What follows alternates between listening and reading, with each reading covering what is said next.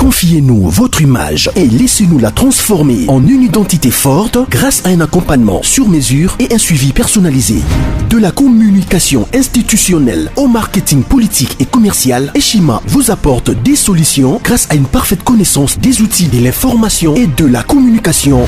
Contact 085 113 44 44 085 113 44 44.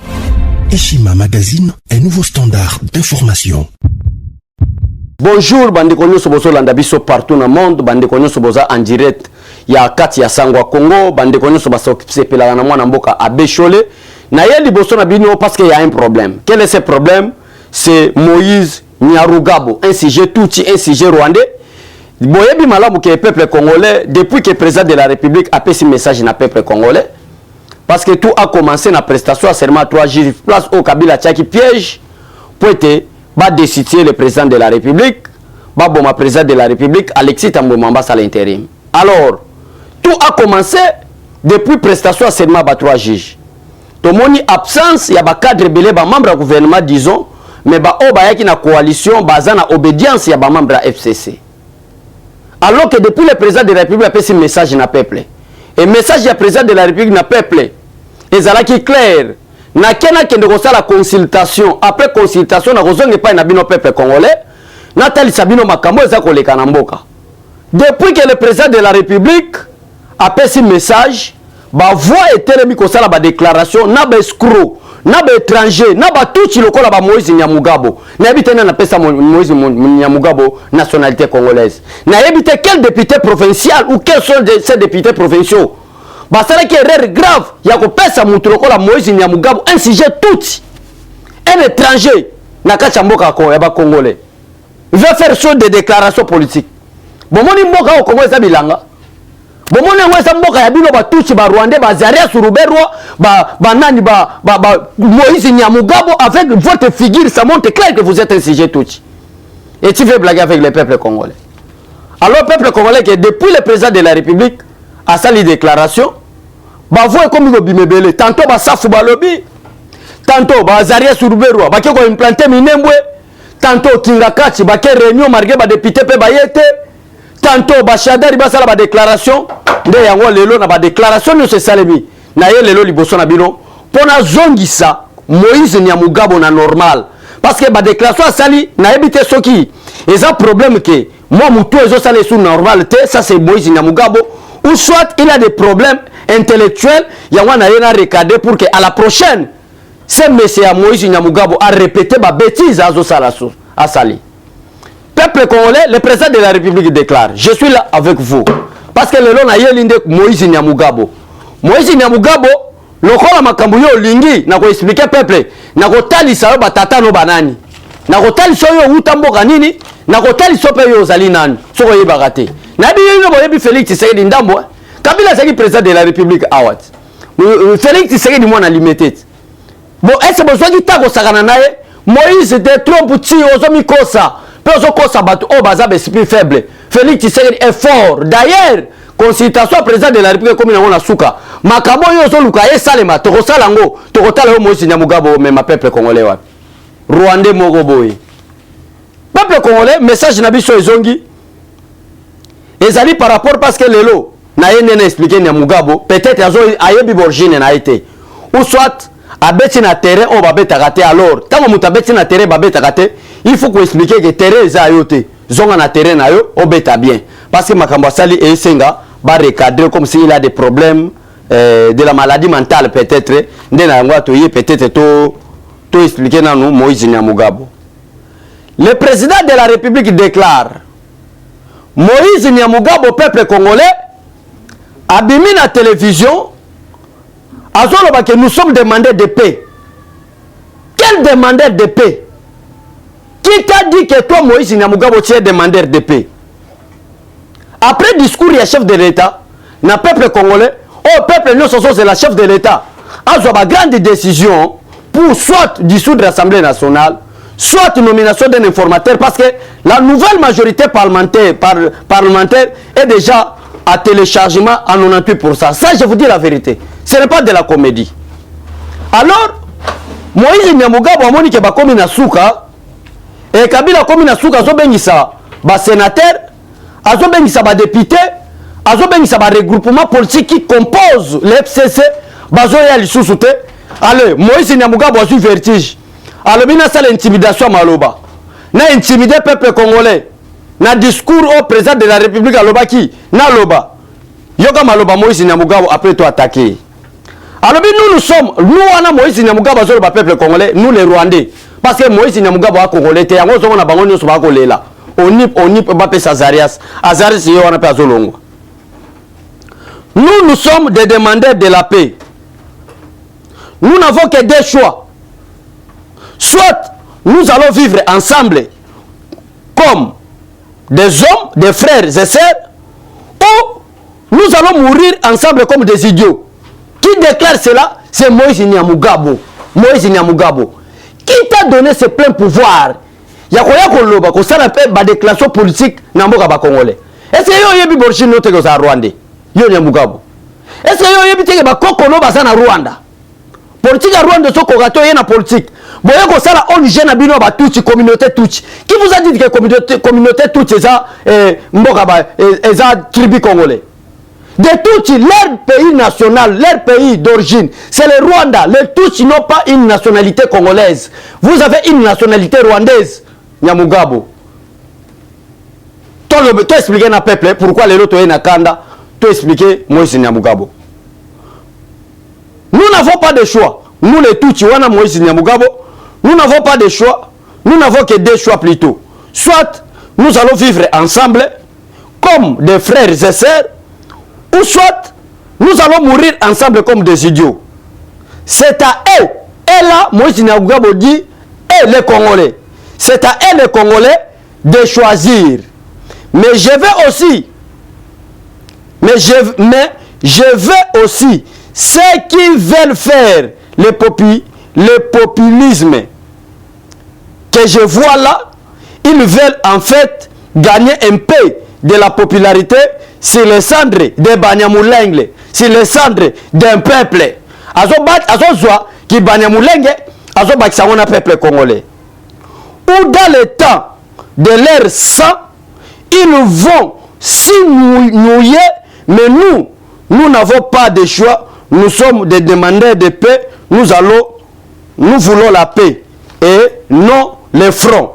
Mais on ne peut qu'applaudir avec les deux mains. Mais vous devez applaudir parce que Congo Zamboka na biloté. Vous êtes des demandeurs de paix au lobby. Demandeurs de paix Zamboka banani. Bilo boyaki wana Azarias Ruberwa. Tout le monde connaît que Azarias Ruberwa est un sujet rwandais. Ailleurs watangi na mbonga ba congolais.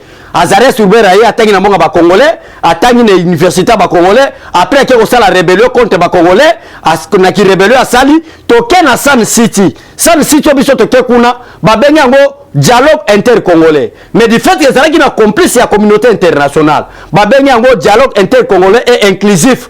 Pour inclusif wana bazwa batulokola ba Nyamugabo, bazwa batulokola ba Azarias Ruberwa, bazwa batulokola ba Nkunda Batware, batia bango na kati ya corps ya intercongolais o isalema na Sun City.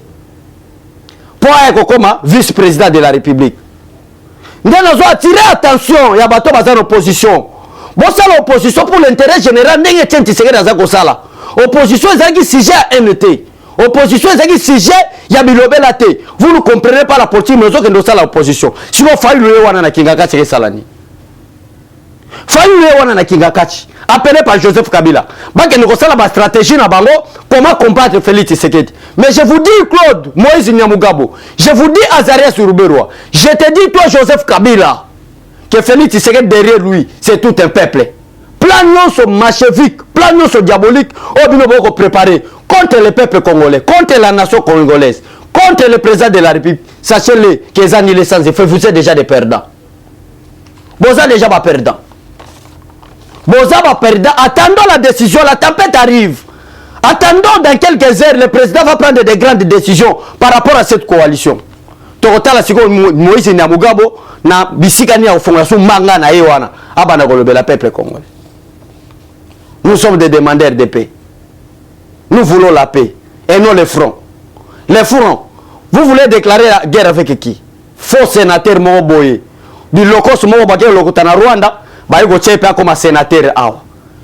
biloko moko boezanga tina ayepa komi kosala ba déclaration politique na terre congolaise azoka pe sonité avec que nous sommes là que pour frapper les mains ozalaka rwandais Moïse Nyamugabo tu n'es pas congolais elongi na yo ekokani atala congolais moko te mais elongi na yo ezokokana na ba James Kabarebe na ba Paul Kagame yo Moïse Nyamugabo tu veux blaguer avec qui?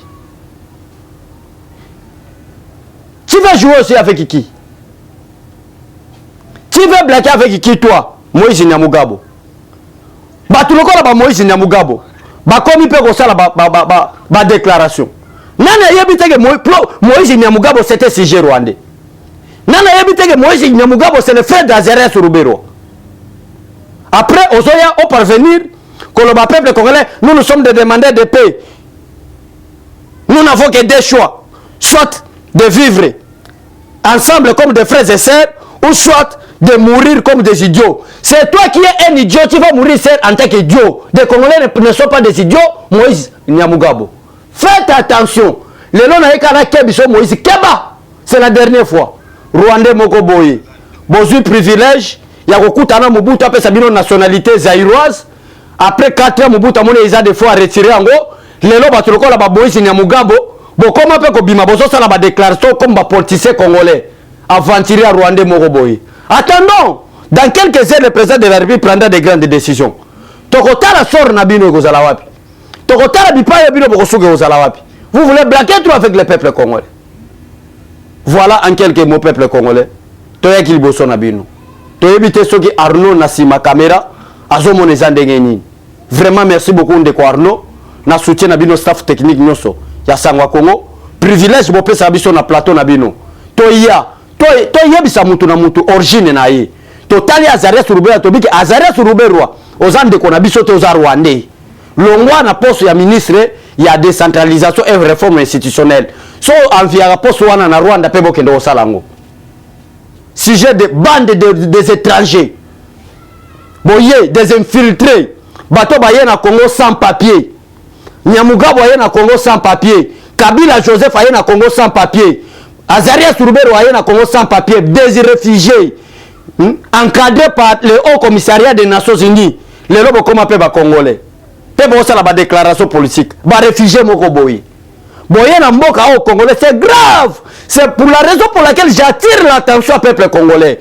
Que ce soit de l'opposition, que ce soit du pouvoir, le Congo c'est l'affaire de nous tous.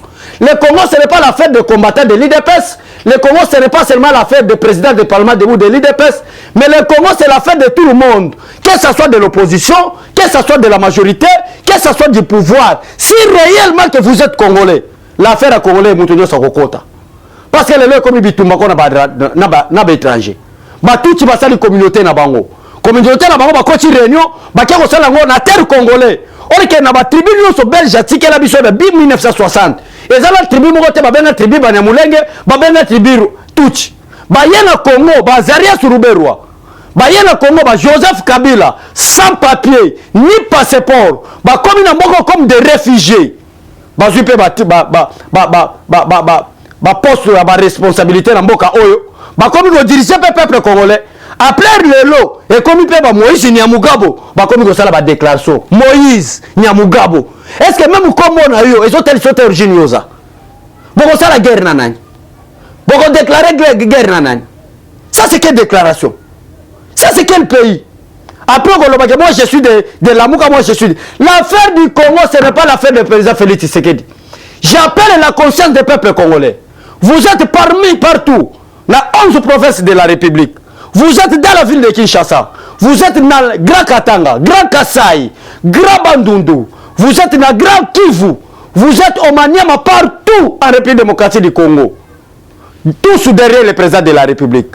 Ozali mu Congo, Ozali mu Ngala, Ozali mu Swahili, Ozali mu Luba. Abat le tribalisme, abat la haine. Soutenons Fatih pour être moqué Kende Liboso parce que Félix Tshisekedi est le dernier cartouche pour sauver la nation congolaise et pour sauver le peuple congolais. Tala lelo. Tala ba tout chine ba isa ba réunion na bango. Ba sangani mais yonanga ozana Lamuka. Ozali na FCC, ba bengo congolais. Congolais nini akende ko sala ba déclaration na Rwanda. Mupende nini, muluba nini, mushwaili nini.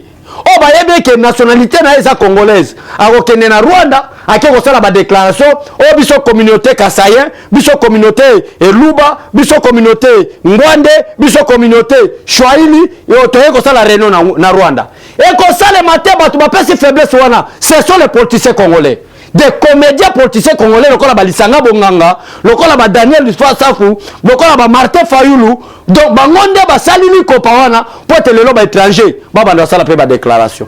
Alors rien n'est tard. Rien n'est tard. J'appelle tous les Congolais d'être derrière le président Félix Tshisekedi car la tempête arrive. Que Dieu bénisse la République démocratique du Congo.